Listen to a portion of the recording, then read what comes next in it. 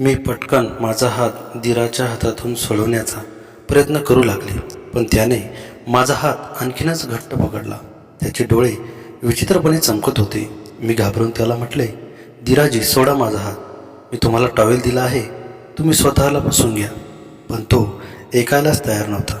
त्याने मला जवळ खेचण्याचा प्रयत्न केला. मी जोरात ओरडले, "सोडा मला," आणि स्वतःला त्याच्यापासून दूर करण्यासाठी शर्थीचे प्रयत्न केले. शेवटी कसंबसं मी माझा हात सोडवला आणि थेट माझ्या खोलीत जाऊन दार लावून घेतले. मागे वळून पाहताना दिसले की धीर तिथेच उभा होता. त्याच्या तोंडात काहीतरी बडबडत होता. मी खोलीत येऊन अंथरुणावर लोळून घेतले. माझा जीव भयंकर घाबरला होता. मेंदूत हजारो विचारांची गरगळ सुरू झाली. हे काय होतंय? हा माझा धीर खरंच वेडा आहे का? की या सगळ्यामागे काहीतरी वेगळंच कारण आहे? मला त्या आधीच्या घटनाही आठवू लागल्या. ननंद आणि धीर एकाच खोलीतून दुधाची डाग घेऊन बाहेर येणे, सासूबाईंचे ते विचित्र बोलणे, सगळं एकदम कोडं होतं. मी ठरवलं की आज सासूबाईंशी याबद्दल नक्की बोलायचं.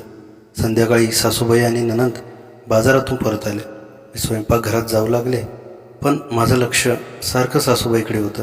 त्यांचा चेहरा शांत होता, जणू काही घडलंच नाही. रात्री जेवताना मी धीर धरून विचारलेच, "आई, आज धीराजीने पुन्हा तसंच केलं." ते भिजलेल्या अवस्थेत होते.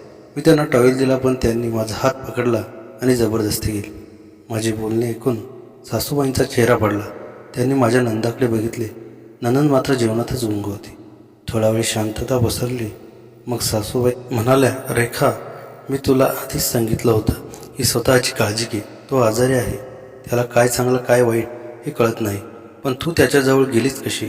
मी म्हटले, "आई, तो थंडीत भिजलेला होता. त्याला ताप येईल म्हणून मी गेले. मला वाईट वाटलं." सासूबाई म्हणाल्या, "बरं, पण यापुढे अजिबात त्याच्याजवळ जाऊ नकोस. त्याची सगळं कामं मीच करेन." मला त्यांच्या उत्तराने समाधान मिळाले नाही. त्यांच्या डोळ्यात काहीतरी लपवण्याचा प्रयत्न चालला होता असं मला जाणवलं. तेव्हापासून मी धीरापासून दूर राहू लागले.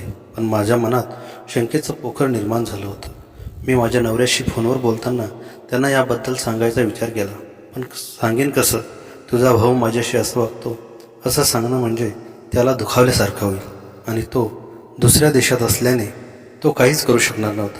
मी गप्प राहणंच केवढं योग्य राहील असा विचार करू लागले.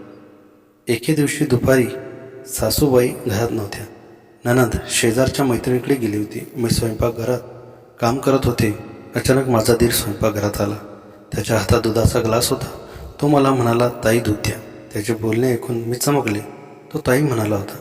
यापूर्वी तो असं कधीच म्हणाला नव्हता. मी सावधपणे त्याला म्हटले, "धीराजी, हे दूध आहे तुमच्या हातात. मी काय देऊ?" तो म्हणाला, "नाही, हे दूध थंड आहे. मला गरम दूध प्यायचं आहे." मी हुश्य केलं. हा तर आता साधंच बोलतोय.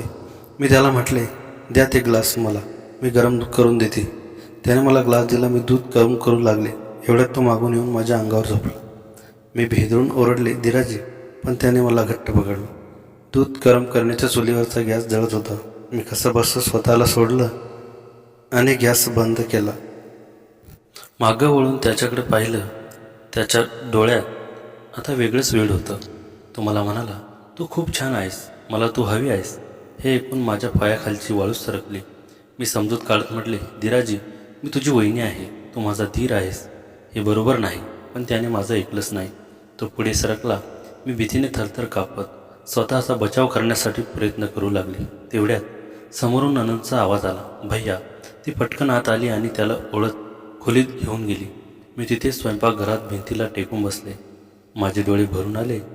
हे नरकात यातना सहन होत नव्हतं. मी ठरवलं की आता हे सहन करणार नाही. मी सासूबाईंशी आज बोलूनच टाकेन. संध्याकाळी सासूबाई परतल्यावर मी त्यांना सर्व काही सांगितलं. त्यांनी माझं ऐकून घेतलं, पण त्यांच्या चेहऱ्यावर कसलंच आश्चर्य नव्हतं. मी म्हटले, "आई, मला इथे राहणं धोकादायक वाटते. मी माझ्या आईकडे जाऊन राहणार आहे." 1 तास सासूबाईंचा चेहरा पेटला. त्या म्हणाल, "रेखा, वेड लागलं काय तुला? सासर सोडून माहेरी जाणं म्हणजे लोक काय म्हणतील? माझ्या मुलाचं नाव का बुडवणार आहेस? तो मानसिक रुग्ण आहे. त्याचं काय? आणि तूच त्याच्याजवळ गेलीस ना, तर तो असं का वागला नसता?" त्याचं हे बोलणं ऐकून मी हादरले. मी त्यांच्याकडे पाहत राहिले. म्हणजे माझ्यावरच आरोप. मीच त्याच्याजवळ गेले म्हणून हे सगळं घडलं. मी म्हटले, "आई, मी कधीच त्यांच्याजवळ गेले नाही. उलट मी त्यांच्यापासून दूरच राहिले." पण आज तर ते स्वतः स्वयंपाकघरात आली होती. पण सासूबाई ऐकायला तयार नव्हत्या. त्या म्हणाल्या, बस आता पुरे, यापुढे तू त्याच्याशी एक शब्दही बोलणार नाहीस. तुझं काम फक्त घरकाम करायचं. आणि हो, आजच्या घटनेबद्दल कोणाला काही सांगितलंस तर मी तुला जगणं मुश्किल करेल. त्यांच्या या धमकीने मी गप्प झाले. त्या रात्री मी झोपू शकले नाही.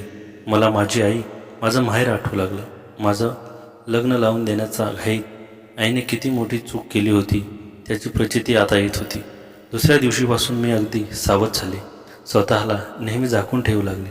दीराच्या समोर जाणं टाळू लागले. पण दीर मात्र माझ्याकडे बघतच राहायचं. त्याच्या नजरेत काहीतरी वेगळंच होतं. ती नजर माझा पाठलाग करू लागली. 1 महिना असाच गेला. मी या नरकात जगायचं सोडून दिलं होतं. एके दिवशी सकाळी सासूबाई मला म्हणाल्या, रेखा, आज आम्ही एका नातेवाईकाकडे जाणार आहोत. तू घर सांभाळ. मला मात्र ही संधी चांगली वाटली. आज घरात कोणी नसेल तर मी माझ्या आईला फोन करून सगळं सांगेन. पण सासूबाई आणि नणंद गेल्यावर लगेचच दीर बाहेर आला. तो माझ्याकडे पाहत हसला. ते हसं पाहून मला रक्ताची पाणी झाली.